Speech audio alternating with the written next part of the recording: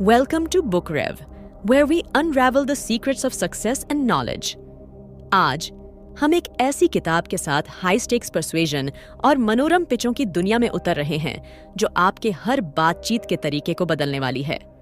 तैयार हो जाइए, क्योंकि हम बेहतरीन पिच एनीथिंग पुस्तक की बुक समरी प्रस्तुत कर रहे हैं। यह सारांश आपके संवाद करने के तरीके में क्रांतिकारी बदलाव लाएगा और आपके पिच गेम को अभूतपूर्व ऊंचाइयों तक ले जाएगा। So, sit back, subscribe, and let's pitch anything together. Ideas pitch करने से पहले ऑडियंस के दिमाग को समझने की कोशिश करिए। किसी के सामने भी अपनी बात या आइडियाज को कैसे रखा जाता है, इस बात का पता हर किसी को होना चाहिए। भले ही आपका प्रोफेशन कोई भी हो, लेकिन ऐसा समय जरूर आता है जब आपको किसी न किसी व्यक्ति को कुछ न कुछ समझाना पड़ता है। लेकिन कई बार ऐसा होता है कि आप कहना कुछ और चाहते हैं और सामने वाला कुछ और ही समझ लेता है।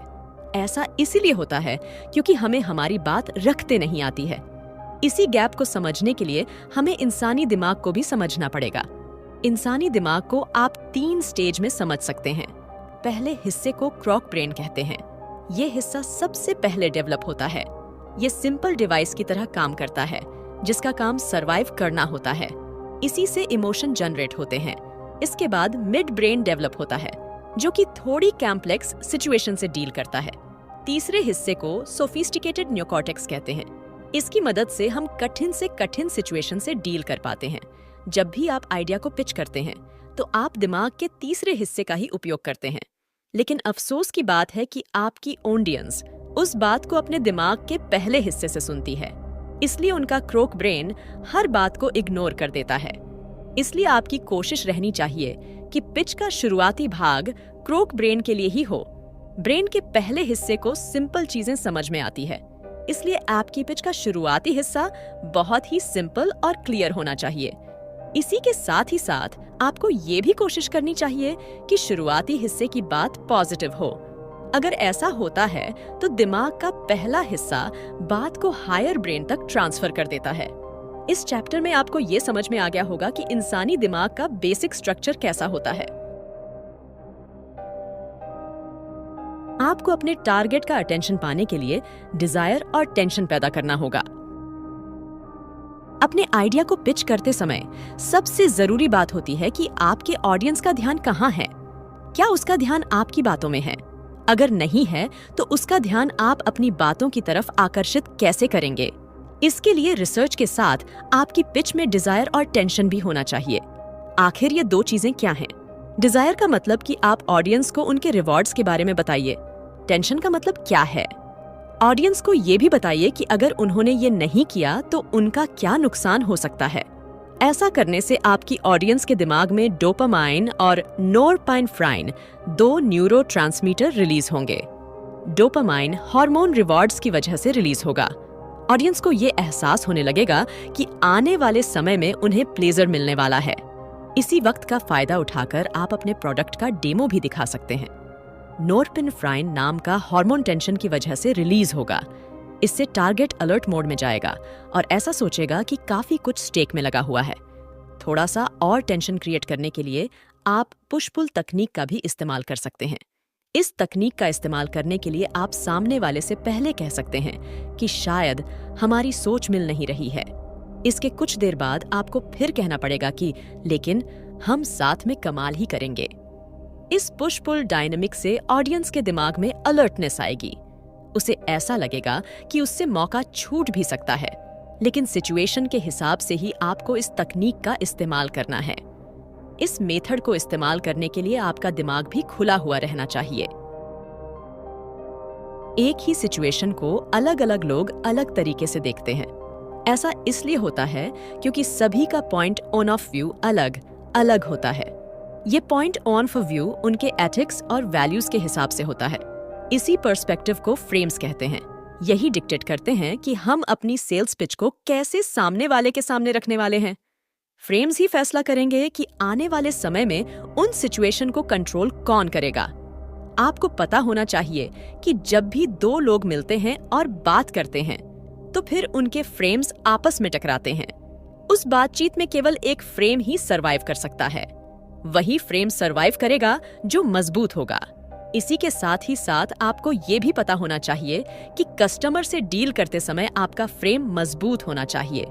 अगर ऐसा होता है तो फिर कस्टमर को ऑफर की बात पर एग्री करना ही पड़ेगा।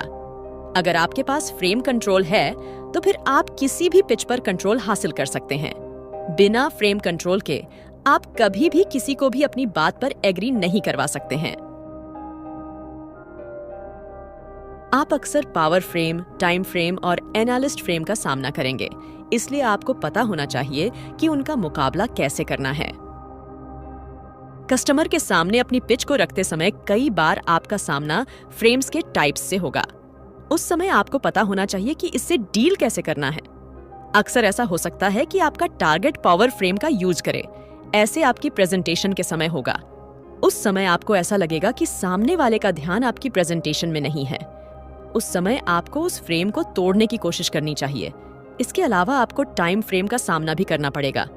इस समय कस्टमर आपको बोलेगा कि जल्दी अपनी बात खत्म करिए, उसके पास बस 10 मिनट हैं। उस समय उस फ्रेम को ये बोलते हुए तोड़ सकते हैं कि चिंता मत करिए सर, मेरे पास बस 5 मिनट ही हैं।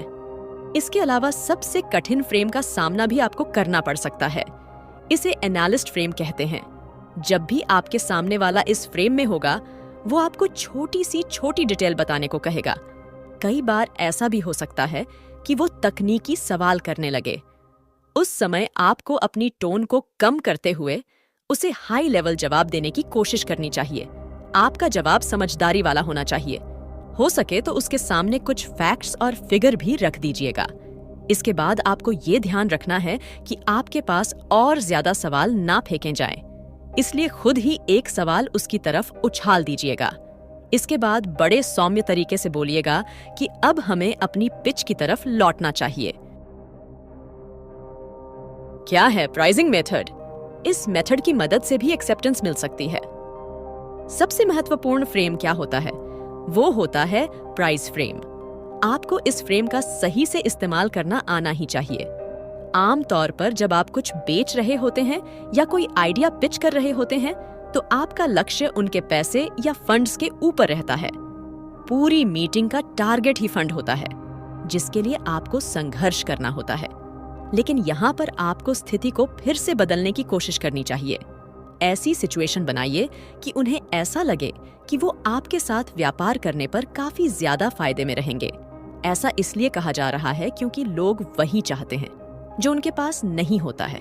इसलिए खुद की प्राइसिंग करना भी आना चाहिए।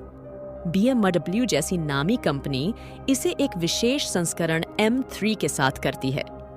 कंपनी संभावित खरीदारों से एक अनुबंध पर हस्ताक्षर करने की मांग करती है, यह आश्वासन देते हुए कि वे कार की उचित देखभाल करेंगे, अन्यथा वो इस कार को नहीं खरीद सकते हैं। अपने आइडिया को पिच करते समय आपको यह ध्यान रखना है कि टारगेट को कभी भी ऐसा नहीं लगना चाहिए कि आप उसे चेस कर रहे हैं। उसे ऐसा लगना चाहिए कि अगर उसने इस डील को पूरा नहीं किया तो कुछ बड़ा मिस कर देगा। अधिकतर ये देखने को मिलता है कि हम इंस्टिंक्ट फैसला लेने में भरोसा रखते हैं। बहुत कम लोग ही ऐसे होते हैं जो तर्क के साथ फैसला करते हैं। कई बार तो हम किसी भी चीज के बारे में पूरा जानते भी नहीं हैं और फैसला ले लेते हैं। इसे लोग गट फीलिंग भी कहते हैं। वैसे इसे हॉट कॉग्निशन कहा जाता है। इसी के साथ जो फैसला तों के साथ लिया जाता है उसे कोल्ड कॉग्निशन कहा जाता है। आइडिया पिच करने के बाद आप चाहेंगे कि आपका क्लाइंट हॉट कॉग्निशन की तरफ फैसला ले। इसका मतलब है कि आप तुरंत रिजल्ट अपने पक्ष में चाहते हैं। आप हॉट कॉग्निशन पर विजय पाने के लिए स्टेकिंग फ्रेम का सहारा ले सकते हैं। इसके लिए आपको अपने क्लाइंट्स को जल्दी जल्दी कई फ्रेम्स से रूबरू करवाना पड़ेगा। आपको उसे कई ऑफर देने चाहिए।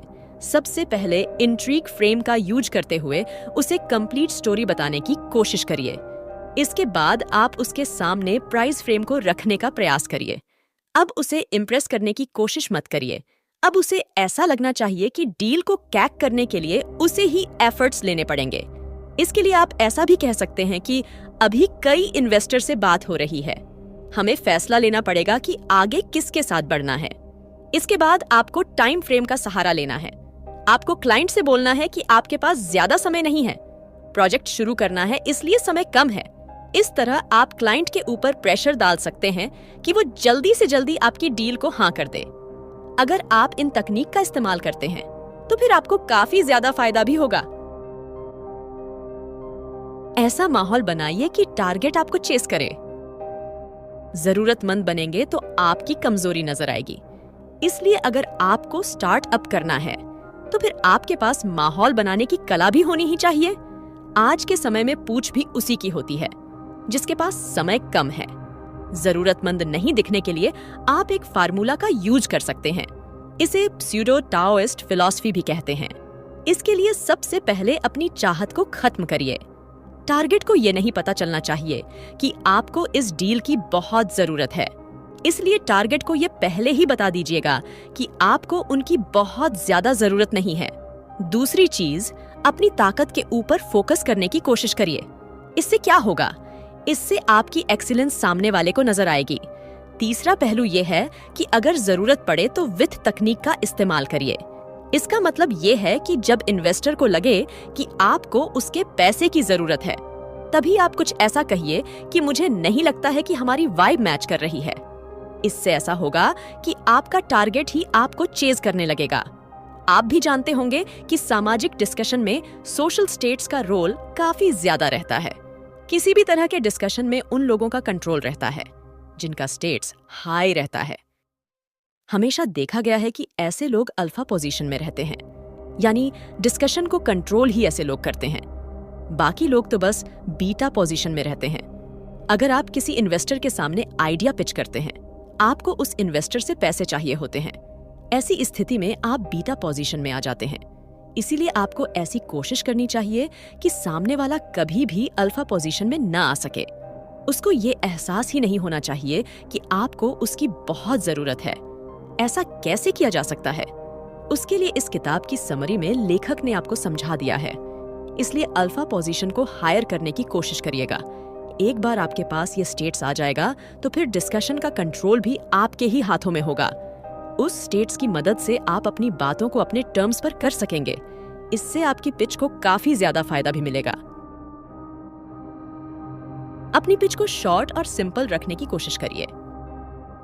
अपनी पिच की शुरुआत करने से पहले ही अपनी ऑडियंस को बता दीजिएगा कि आपकी पिच छोटी होने वाली है। इससे उनके लिए आसानी हो जाएगी। उन्हें पता चलेगा कि आपको उनकी सहूलियत का ख्याल है। क्या आपको मालूम है कि हेलिक्स का आइडिया वॉटसन और क्रिक ने कितने मिनट में पिच किया था? आपको बता दें कि उन्होंने इस आइडिया के लिए मात्र 5 मिनट का समय लिया था। अपनी पिच की शुरुआत अपने इंट्रोडक्शन से करिए, लेकिन इसे भी क्रिस्प रखने की कोशिश करिए। सीधे बिग आइडिया को सामने रखने से बचिए। मान लीजिए कि आप इन्वेस्टमेंट के बारे में पिच करने वाले हैं, तो फिर शुरुआत ये भी बोलते हुए कर सकते हैं कि क्या आप जानते हैं कि अभी इन्वेस्टमेंट के लिए सही समय क्यों है? फिर इस सवाल का जवाब देना चाहिए। याद रखिएगा कि फर्स्ट इंप्रेशन का महत्व काफी ज्यादा होता है। अपनी पिच में बहुत ज्यादा तकनीकी शब्दों का इस्तेमाल मत करिए। आपकी कोशिश रहनी चाहिए कि ऑडियंस को आपकी बातें क्लियर समझ में आ जाए। अपनी पिच को क्रिस्प और इनोवेटिव रखने की कोशिश करिएगा। आपकी पिच से ही इन्वेस्टर को अंदाजा हो जाएगा कि आप कितने ज्यादा इनोवेटिव हैं।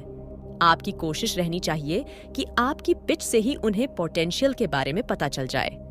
याद रखिए कि किसी से भी पैसा निकलवाना आसान नहीं होता है, इसलिए आपको इनोवेशन के साथ साथ समझदारी का भी सहारा लेना चाहिए। इकोनॉमिक, टेक्नोलॉजी और टारगेट ऑडियंस के बारे में अपनी ऑडियंस को अच्छे से समझाने की कोशिश करिए। इन फैक्टर्स को सरल शब्दों के उपयोग से समझाइएगा। याद रखिएगा, आपकी पिच शॉर्ट, सिंपल और क्रिस्प होनी ही चाहिए। यही एक टिप है जिससे आपके आइडिया को एक नई उड़ान मिलेगी। उस उड़ान के लिए आपको इन्वेस्टर के दिमाग से भी खेलना पड़ सकता है। जल्दी से हम बुक के मुख्य पॉइंट को समझ लेते हैं। किसी भी सोशल एनकाउंटर में जहां आपको रिजल्ट चाहिए, वहां बहुत जरूरी है कि सिचुएशन कंट्रोल में होनी चाहिए। सिचुएशन को अपने कंट्रोल में रखने के लिए इस किताब में कई मेथड्स को बताया गया है। उन मेथड्स को इस्तेमाल कैसे करना है, इस सवाल का जवाब आपको खुद से ही पूछना पड़ेगा। अगर आपके पास फ्रेम कंट्रोल है तो फिर आप किसी भी पिच पर कंट्रोल हासिल कर सकते हैं।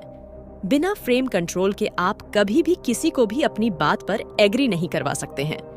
अब समय आ गया है कि आप अपनी उड़ान को रफ्तार दीजिए।